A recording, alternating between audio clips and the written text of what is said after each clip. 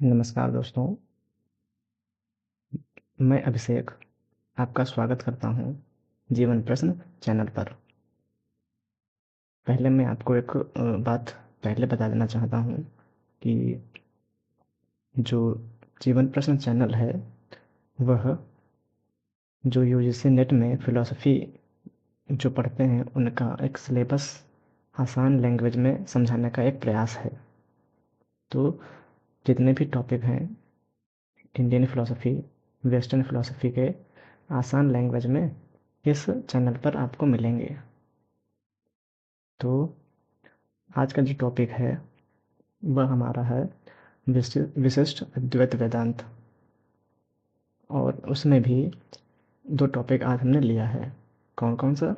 Nature of सगुण ब्रह्म और refutation of माया। मतलब क्या है? सगुण ब्रह्म एक टॉपिक है और माया का खंडन टॉपिक है विशिष्ट अद्वैत में। तो आज हमने इन दोनों को लिया है। तो आज हम समझेंगे कि विशिष्ट अद्वैत वेदांत के अनुसार ये सगुण ब्रह्म क्या है और माया क्या है और माया का खंडन क्या है। तो चलिए शुरू करते हैं। तो विशिष्ट अद्वैत जो वेदांत है उसके जो आचार्य हैं उनका नाम श्री रामानुजाचार्य है। कौन है? श्री रामानुजाचार्य। कि इनका जो जीवन काल रहा है 1017 से लेके 1137 तक। 1137 तक मतलब कम से कम, ये अगर इसको हम काउंट करें तो 120 साल इनका जीवन काल रहा है। कितना? 120 साल। अगर हम तुलना करें कि आदि शंकराचार्य और इनकी, तो आदि शंकराचार्य और रामानुजाचार्य की तुलना करें तो आदि शंकराचार्य तो 32 साल ही जिए थे। 32 ईयर के ही वो थे। तो मृत्यु हो गई थी। जीवन काल था उनका 32 साल तक। तो हमने ये इसलिए बताया ताकि हमें ध्यान रहे जो हम आज पढ़ने जा रहे हैं वो वेदांत का एक प्रमुख संप्रदाय है, विशिष्ट अद्वैत। लेकिन हम यह भी समझेंगे कि जो रामानुज हैं वो शंकराचार्य का कैसे खंडन करते हैं, शंकराचार्य के मायावाद का कैसे खंडन करते हैं। उनका जो सिद्धांत है शंकराचार्य का वो मायावाद है, उन्होंने खंडन किया है। तो लेकिन खंडन ही सिर्फ नहीं किया। जो रामानुज हैं, रामानुज कौन है? ये विशिष्ट अद्वैत के आचार्य, प्रमुख आचार्य। कौन है? प्रमुख आचार्य। तो इन्होंने सिर्फ खंडन ही नहीं किया, उन्होंने शंकराचार्य के अद्वैत वेदांत को स्वीकार भी किया है, परंतु उसमें सुधार भी किया है। ठीक है, सुधार भी किया और स्वीकार भी किया। तो हम देख लेते हैं कि विशिष्ट अद्वैत का मतलब क्या है। तो विशिष्ट का मतलब है विथ एट्रीब्यूट, यानी कि क्वालिफाइड। मतलब क्या है? मतलब विशिष्ट, विशेष। विशेष समझते हैं आप? विशेष मतलब कोई पूछे कि बताइए आपकी क्या विशेषता है, क्या क्वालिटी है, तो आप कहेंगे मुझे, मेरी क्वालिटी है कि मैं पढ़ना पसंद है। आप फिलॉसफी तरफ आए ही इसलिए हैं ताकि आप क्वेश्चन करें, जान सकें सब कुछ। तो ये आपकी क्वालिटी हो गई। किसी की क्वालिटी हो सकती है पैसा कमाना, कि मुझे व्यापारी बनना है, तो ये विशेषता। तो विशिष्ट मतलब विशेषता, ठीक है, क्वालिटी। और अद्वैत मतलब क्या है? अद्वैत मतलब नॉन डुअल। नॉन डुअल मतलब जो सिंगल हो, एक हो। हम्म, ठीक है। तो इन्होंने क्या कहा? इन्होंने कहा, रामानुजाचार्य ने कहा कि जगत जो है वो भी ब्रह्म की अभिव्यक्ति है। ब्रह्म की क्या है? अभिव्यक्ति, मैनिफेस्टेशन है। इसलिए यह भी सत्य है। लेकिन शंकराचार्य ने क्या कहते हैं? शंकराचार्य कहते हैं जो ब्रह्म वह सत्य है, लेकिन जगत क्या है? वह मिथ्या है। ठीक है। तो दोनों में आपको कॉन्ट्रडिक्शन लग रहा होगा कि विरोधाभास है, अलग अलग बात कह रहे हैं। तो देखते हैं कि अलग है कि अलग नहीं है। ठीक है, देखते हैं, बढ़ते हैं आगे, समझते हैं। तो देख लेते हैं कि जो विशिष्ट प्लस अद्वैत, आप मतलब यहाँ पे मैंने आपको समझा दिया है। तो अब देख लेते हैं कि सगुण ब्रह्म क्या है? सगुण ब्रह्म कौन कहते हैं? ये हमारे आज का टॉपिक है, सगुण ब्रह्म। आज का टॉपिक हमारा है, एक सगुण ब्रह्म है और एक निर्गुण ब्रह्म है। सगुण ब्रह्म क्या है और निर्गुण ब्रह्म क्या है, इसमें आपको समझना पड़ेगा हमको। बहुत आसान भाषा में मैं आपको समझाने का प्रयास करता हूँ।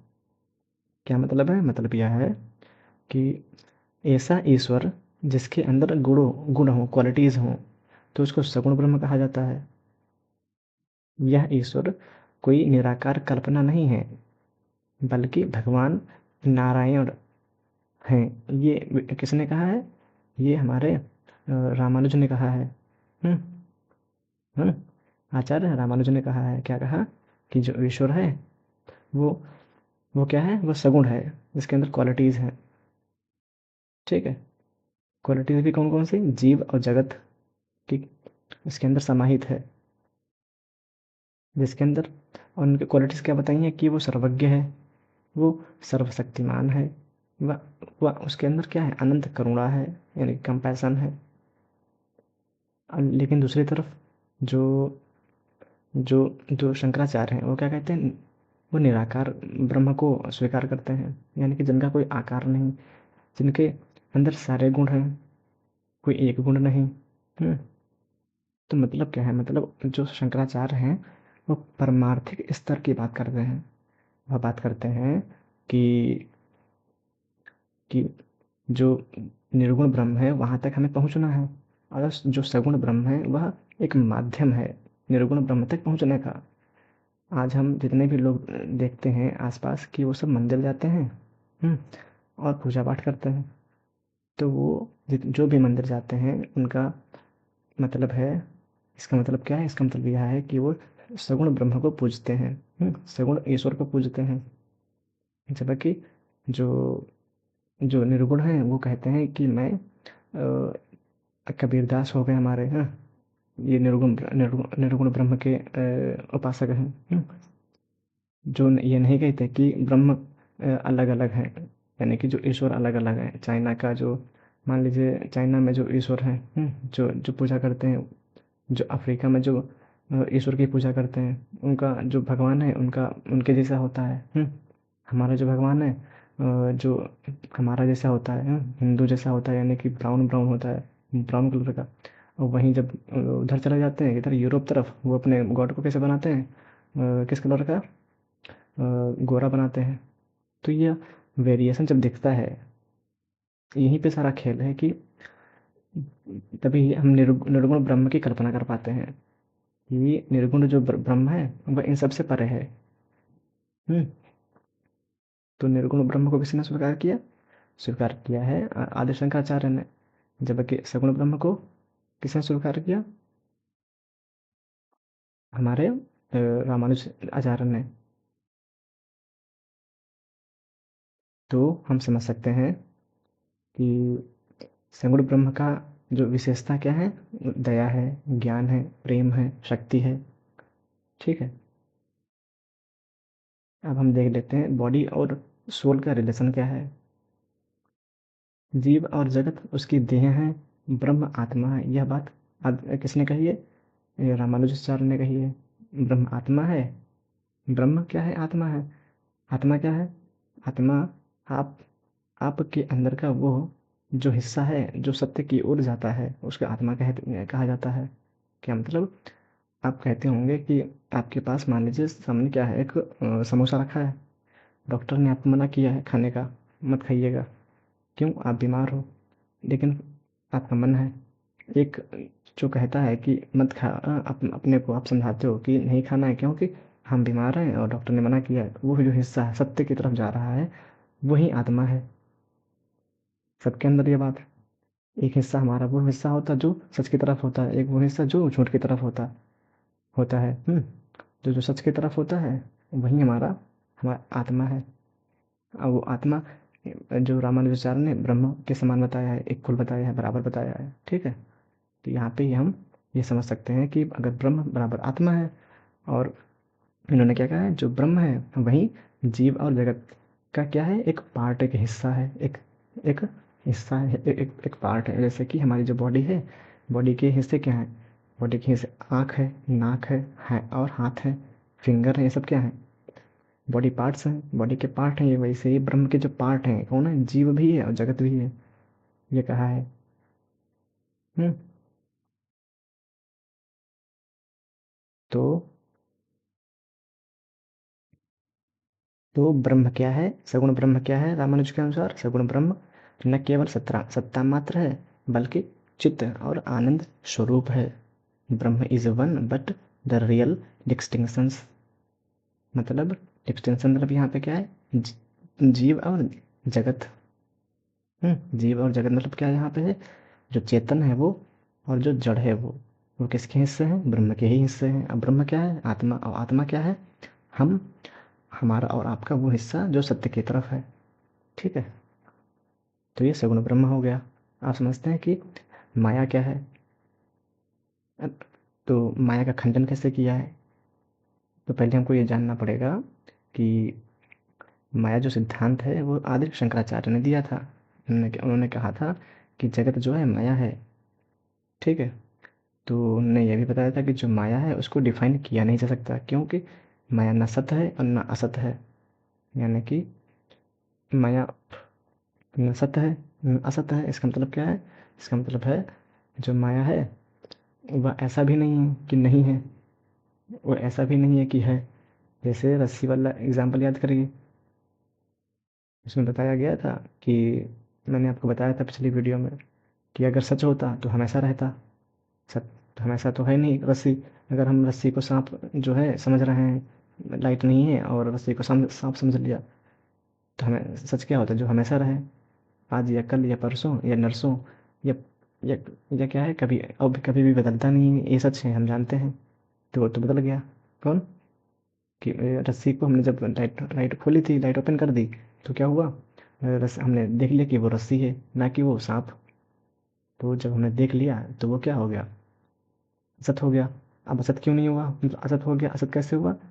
कि हमने जब जान लिया कि वो नहीं है, तो यह भी जब हमको लग रहा था कि वो क्या नहीं है, सांप है, जब हमको लग रहा था कि वो सांप है, जब वो सांप हमको लग रहा था, तो इसका मतलब था कि वो जो सांप है वो हमको दिखाई पड़ रहा था, अपीयर हो रहा था। ऐसा नहीं था कि था, रियल में नहीं था। तो व्यवहारिक तल पे तो था ही। व्यवहारिक तल पे तो हमें सांप दिखाई दे रहा था, लेकिन था क्या? वो रस्सी थी। तो इसीलिए कहा गया बताया कि माया जो न सत है न असत है। तो माया को उन्होंने बताया था कि माया को आप जान सकते हो ज्ञान मार्ग से, आप उसको जानोगे, समझोगे, नित्य नित्य के मार्ग पे चलेंगे, तब माया का खंडन होता चलता है। इससे क्या होता है? जब माया का खंडन होता चलेगा तो हम मोक्ष की ओर बढ़ेंगे। हम्म। तो आदि शंकराचार्य का यह मत था। अब रामानुजाचार्य ने क्या कहा? रामानुजाचार्य ने कहा अगर माया असत्य है तो ज्ञान भी असत्य होगा। अगर ज्ञान भी असत्य है तो इसका मतलब है फिर वेद भी असत्य होंगे, क्यों? ज्ञान हमने देखा है कि वेदों से हमने लिया है। तो यह बात इन्होंने तर्क दिया शंकराचार्य ने, शंकराचार्य के खिलाफ। रामानुजाचार्य ने। ठीक है। रामानुजाचार्य के अनुसार क्या है माया?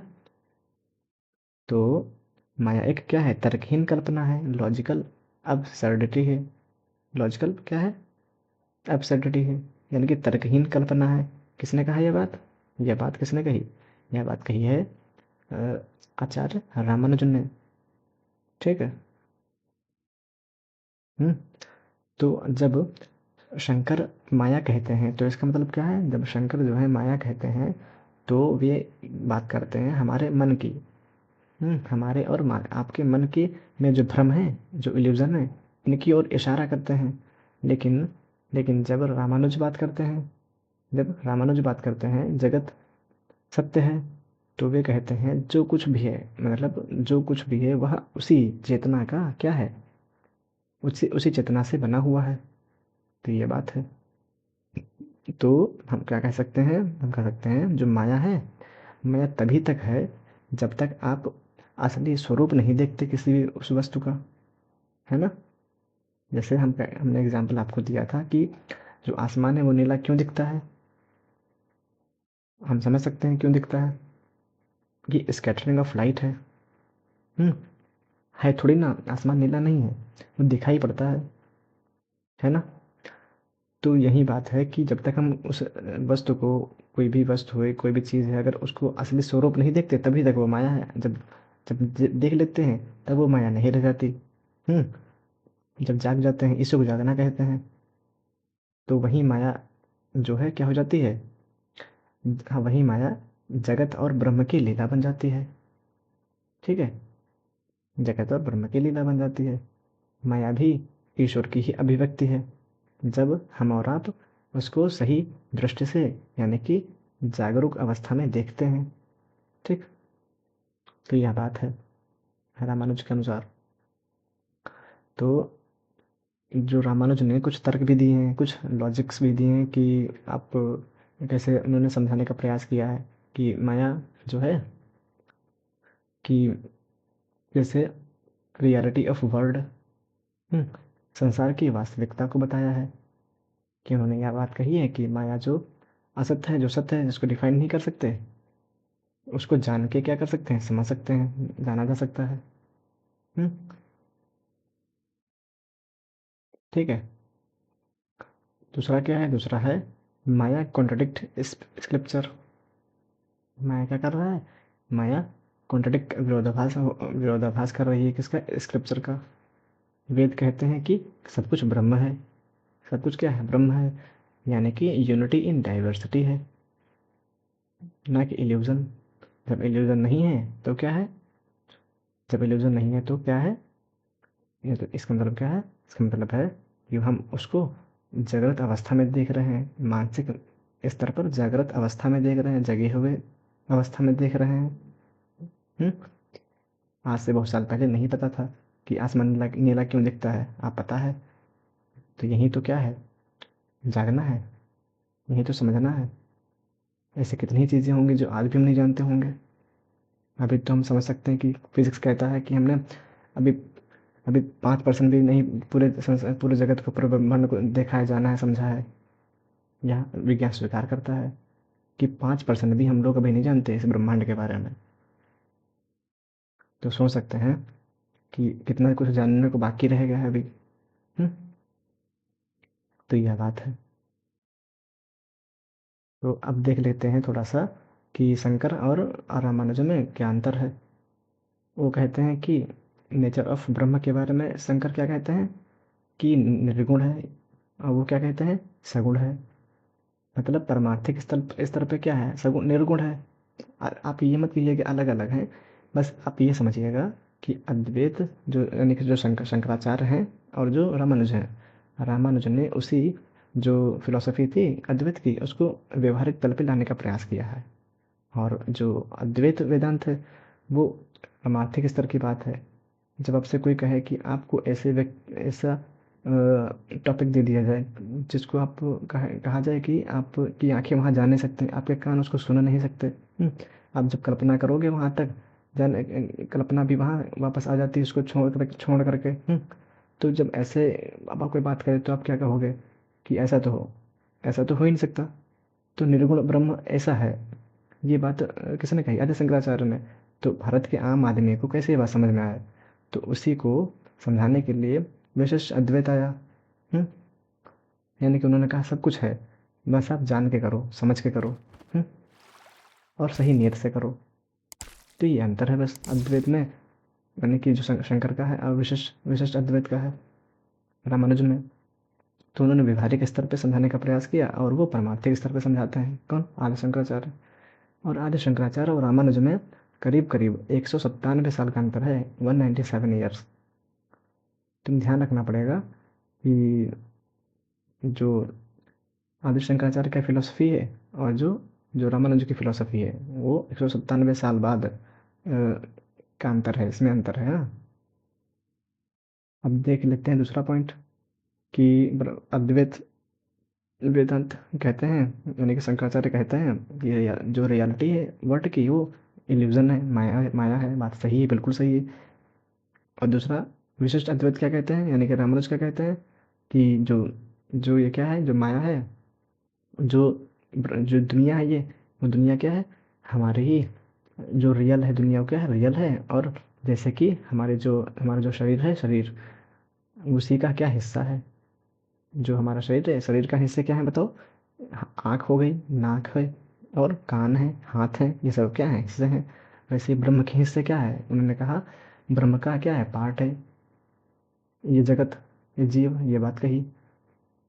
इसलिए व्यवहारिक स्तर पर जो फिलॉसफी आगे बढ़ी, वो कौन सी बढ़ी? आप देख सकते हैं आसपास। आपके मम्मी पापा, हमारे मम्मी मम्मी पापा क्या करते हैं? कहाँ जाते हैं? मंदिर जाते हैं।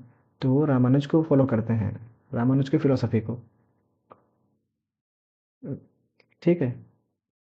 तो हमें ध्यान क्या रखना है? हमें ध्यान ये रखना है कि जो फिलॉसफी है, ये दोनों, ये अलग नहीं है। इस अंतर क्या है? अंतर ये है, जो रामानुज की फिलॉसफी है, वो जो है माध्यम है शंकराचार्य की फिलॉसफी तक पहुंचने का। ऊपर तो सबसे ज़्यादा कौन रहेगी? अद्वैत वेदांत। वहाँ तक पहुंचना है। सगुण ब्रह्म, यानी कि सगुण चीज़ों से ही हम निर्गुण निर्गुण चीज़ों तक पहुंच सकते हैं। हम्म। जो जो जो ये मूर्तियाँ हैं, बहुत लोग कहते हैं मूर्तियाँ क्यों पूजी जाती हैं हिंदुज़्म में? वो इसीलिए क्योंकि वो माध्यम है कहीं जाने का, कुछ हो जाने का। तो ये बात है। तो ये मैं समझाने का प्रयास किया। ठीक है। तो आप समझते हैं कि कंक्लूजन क्या है? समापन करते हैं थोड़ा सा। क्या मतलब है? तो लास्ट देख लेते हैं कि क्या कहा था? ईश्वर सब में है और सब में सब ईश्वर में है। यह बात क्या है? किसने कही? रामानुज ने कही। जैसे इसलिए प्रेम, सेवा और भक्ति की ज़्यादा इसमें क्या है? महानता दिखती है। किसमें? रामानुज के फिलोसफी में। रामानुज की फिलोसफी में जो प्रेम है, करुणा है, भक्ति है, भक्ति मार्ग कहा जाता है इसको। क्यों? क्योंकि भक्ति पे ज़्यादा फोकस किया। लेकिन भक्ति भी कैसे आएगी? ज्ञान से आएगी। तो ज्ञान मार्ग किसका है? आदि शंकराचार्य का। तो ये दोनों अलग अलग नहीं है। बस आप ये समझिए कि जो है, जो व्यवहारिक तल पे रामानुज का ज़्यादा प्रसिद्ध हो गया फिलोसफी। और जो जो ऊपर है सबसे, वो अद्वैत है। जिसको हम लोगों को हो जाना है। आगे बढ़ कर के यही हमको क्या है? अचीवमेंट करनी है, प्राप्त करना है। अब हम देख लेते हैं कि हमने आज क्या देखा। रिकैप कर लेते हैं, फिर फिनिश करते हैं, खत्म करते हैं। तो आज हमने देखा कि रामानुज फाउंडर हैं, ठीक है, विशिष्ट अद्वैत के, जो कि 11वीं सेंचुरी और 12वीं सेंचुरी के आसपास या ये फिलोसफी थी। और देख लेते हैं कि इसका मेन टेक्स्ट इन्होंने क्या लिखा था। इन्होंने श्रीभाष्य से लिखा था ब्रह्म सूत्र पे। ठीक है। तीसरा पॉइंट हमने देखा कि सगुण ब्रह्म को देखा। सगुण ब्रह्म मतलब नारायण की परिभाषा दी है, नारायण की डेफिनेशन दी है कि नारायण है सगुण ब्रह्म। किसके अनुसार? रामानुज के अनुसार। ठीक है। क्योंकि जो रामानुज है वह वो वैष्णव जो धारा है, वैष्णव जो संप्रदाय है, उसके क्या है? आचार्य हैं, प्रमुख आचार्य हैं। और 10 अवतार माने गए हैं विष्णु के।